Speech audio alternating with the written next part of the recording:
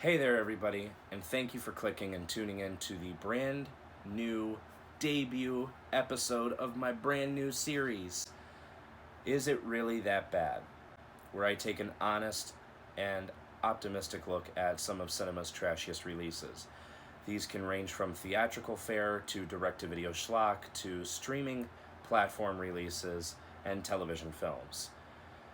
What does a movie have to do in order to qualify to be covered on the show? It either has to have a very strong audience negative reception, it has to obviously be negatively critically received, or some combination of the two. Now, for a show as new as this, you would expect me to go with one of the big dogs like Cats or Batman and Robin. But that's not what I'm going to do. I'm going to pick on a little small fry here for a little while. And today we're going to take a look at the 2008 Kendrick Brothers Christian drama film, Fireproof, with Kirk Cameron and Aaron Bethea. Released in late September of 2008, during a time when the movie season is starting to switch over to Oscar season, Fireproof was actually a pretty big box office success considering the size of its budget.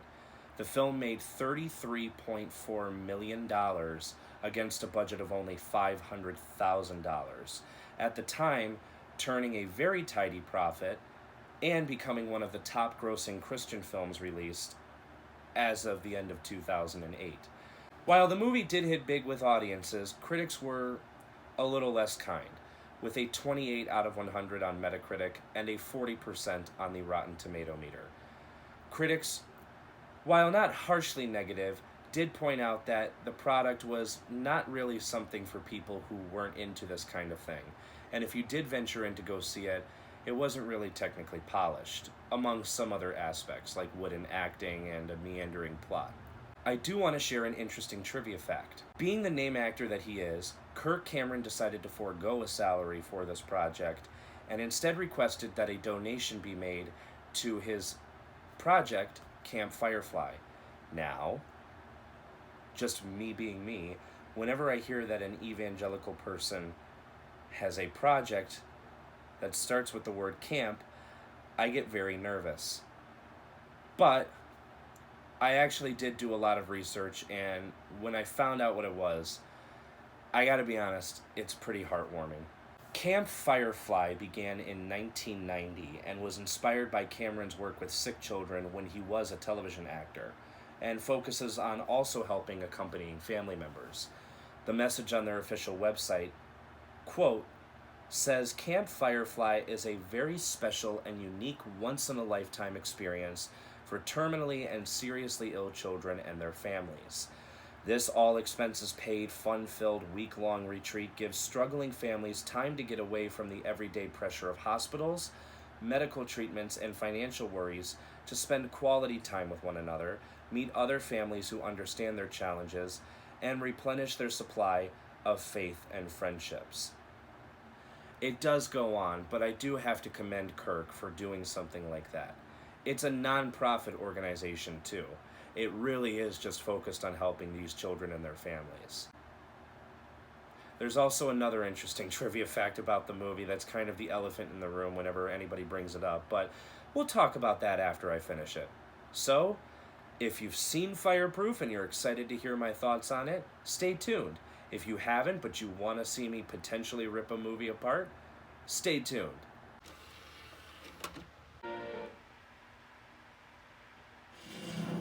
Oh no.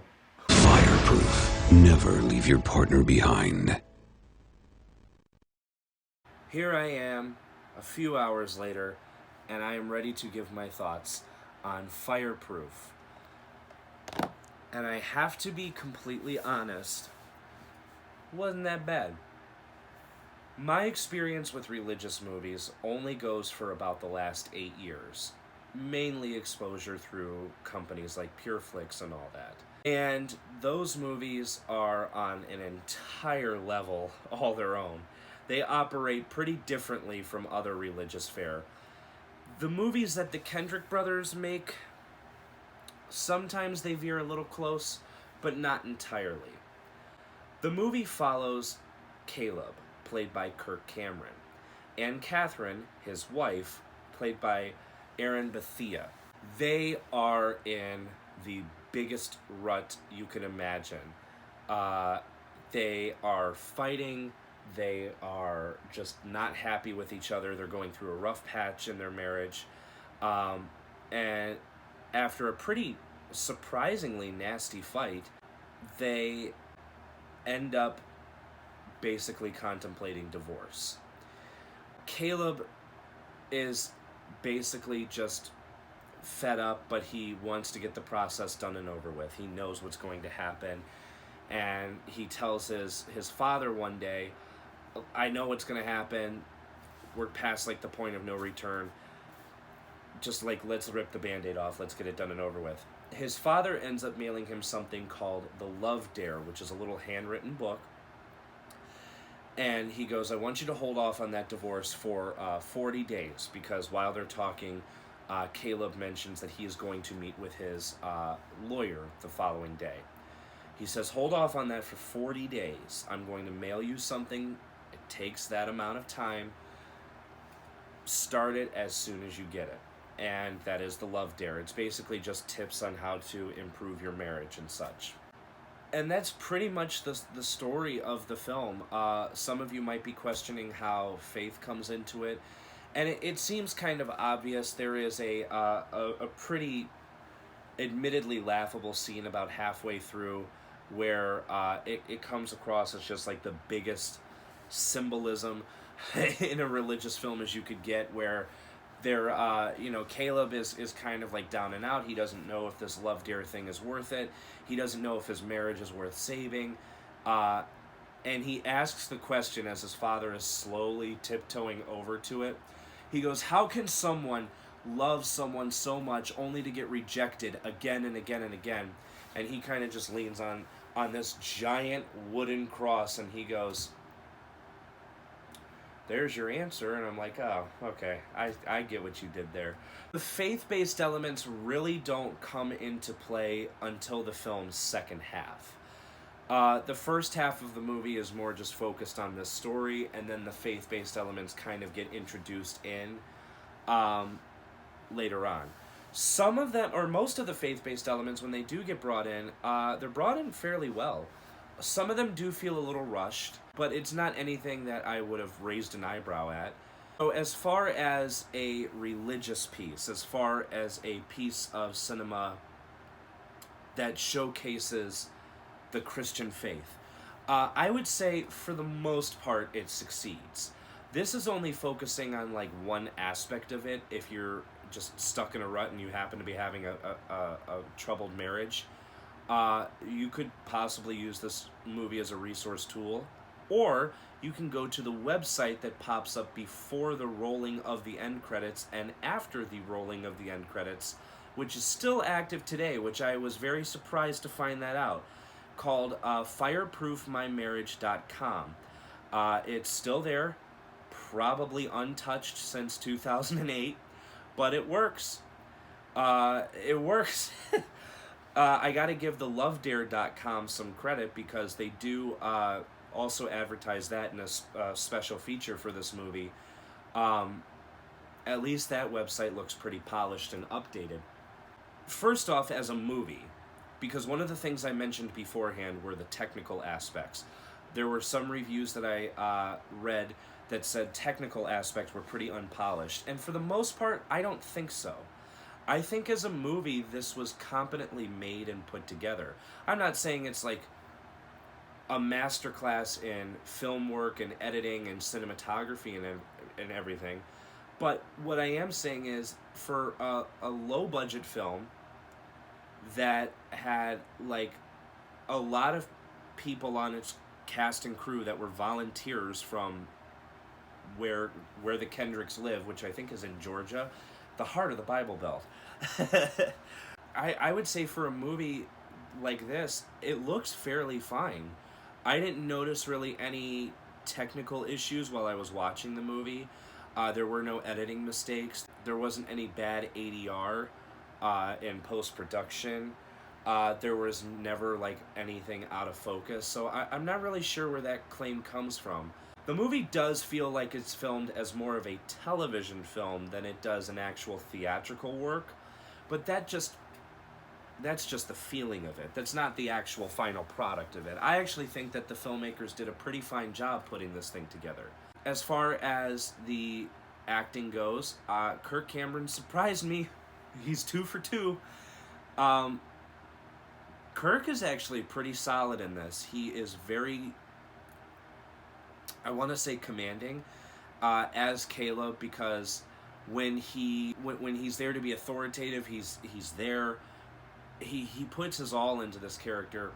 There is a scene in the movie, it happens within the first 10 minutes, that him and his wife are having this fight. Well, it's not really a fight. It's actually the catalyst for why Catherine wants to file for divorce, and I honestly don't blame her for wanting to, because the dude full on screams at her, and it's almost abusive. It was very odd to see. I'm like, that's not really a fight or an argument. You're just full on screaming at her, and she's cowering in fear at you, dude.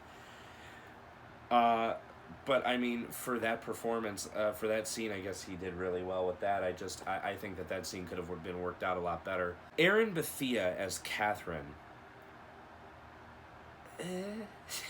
I'm being honest here. I thought she was okay. She does not give a terrible performance. She doesn't give a good one either. She gives something that's just stationary, meaning that the audience that is watching this movie, the audience that the movie is made for, will not have a problem with it, because they are just seeing a character on screen in a story. But for the more like critical people like myself, we're gonna notice something like that, and I just don't think that she was able to pull it off. She's also not in the movie a whole lot. I noticed that while watching the movie focuses mainly on Kirk. So Kirk is like front and center for nearly the entirety of the film. But with Catherine, with Erin's character, she's not really in it a whole lot, and whenever she is in the movie, she's just kind of like walking like from one end of the scene to the other, and she's only in it for a few seconds. And that's actually kind of a big problem with the movie, because in a movie about saving your marriage, you kind of need to have like both sides of it. And I feel that the movie only portrayed his side, and I would have liked more time devoted to her side. They try to contrive this other doctor that Catherine works for, 'cause she works for like this. I really don't know what she does. She works for a hospital or something, because at many times she's like in front of a camera doing like reports, and other times she's in the exact same hospital. So I don't know if she's working for the hospital or not. It's not really clearly defined. But they try to establish like concoct some sort of like a phony affair subplot. We've all seen that before, where this one doctor is kind of coming on to her, and she's kind of letting it happen. But then there's a scene where Kirk Cameron has to come into his office and be intimidating, which is amusing. I really do think that the movie is very one-sided in telling its story of trying to fix a marriage, because marriage involves two people, and how am I going to sympathize with the other side if I'm not seeing that much of it? Or, if any at all. There is also some pacing issues. This movie is way too long. And this is coming from somebody who does a web series where some episodes are clocked in at over 100 minutes. So believe me, this movie is 118 minutes long. That's nearly 2 hours. And by the 50-minute mark, it seems like you're approaching the halfway point of the movie, but it keeps going, and it slows down. I was surprised to find on the special features for this disc 15 minutes worth of deleted scenes. This movie would have been well over 2 hours had they been put back in. So I'm glad at least they found some things to cut. Some of the dialogue is a little bit kitschy, a little bit twee, but then again, it is for a little bit more of like a religious audience, so I can kind of understand that. As far as some of the scenes I would have taken out, I know it's in there for comedic effect. There is a scene about 40 minutes in where Kirk challenges this doofus of a firefighter that's on his team, named Wayne, to a hot sauce drinking competition. And it's funny because the guy's actually drinking hot sauce, and Kirk he swapped it out with tomato juice.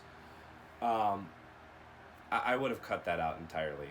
As far as the firefighting sequences go, I will say that the first one that you see there's actually not a whole lot of firefighting in this movie, which is something upon reflection that I am now realizing.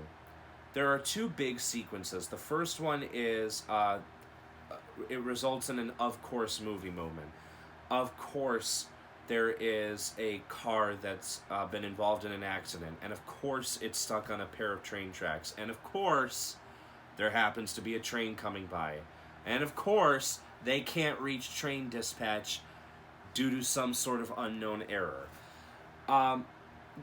All that aside, it's actually a pretty thrilling scene. I know what's going to happen. Given that the movie's only rated PG, you can't have some sort of decapitation in here. But for the most part, I was like very drawn to the screen. I'm like, okay, how are they going to do this? And it's very cool. The whole reason why the car accident happened was because it's these two Southern boys honking their horn at these two Southern girls, and they're like, we're going to go down to the pizza barn. We'll race you there. Whoever wins is buying. Girls are like, you bet. So, the pizza barn. That's how you know you're down south. Of course, that's how they got into a wreck, because they were street racing. But in my mind, I was like, wait a minute. They never told me who won. There's another sequence in the movie where Kirk rescues a girl out of this house that's on fire, which is a pretty good scene. At one point, for whatever reason, Kirk takes off his protective gear on his face. In the next scene, when he's in the hospital, he's covered in soot. And in my head, I'm like, dude, I don't know why you're doing that, because in 30 seconds, you'll be out. There's fire in the house. You're engulfed in flames, smoke inhalation. They don't teach you that. Of course, he makes it out alive, and of course, the only injury is to his arm. He gets first-degree burns on it. There was something that I teased at the beginning of the episode. There was an interesting production fact. Kirk is a devout evangelical Christian, meaning he will not put his lips on anyone else's lips that are not his wife's. Which isn't that big of a deal for this movie, because there's only one kissing scene, and spoiler alert, it's near the end. They had to bring in Chelsea Noble, Kirk's real-life wife, dress her up in the exact same outfit and hairstyle as his movie wife, Erin Bethea, and while they're kissing, shoot the scene in shadows, so it wouldn't be as noticeable. Which I'll give him credit for. The editing on that isn't too bad. My final issue with the movie is something I just mentioned a couple seconds ago. 90% of this movie is whenever these two are on screen, they are fighting. And ergo, they lack a certain chemistry with each other. Not only due to the fact that they're fighting, but also due to the fact that Bethea's performance is just so-so. So you have somebody who's actually giving 100% and someone who's trying to but is not really reaching that. And that causes a big problem in suspension of disbelief.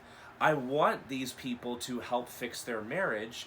I want these people to get back together, but give me something in return here. Don't have every other scene be a fight, because then that's going to make me not root for you.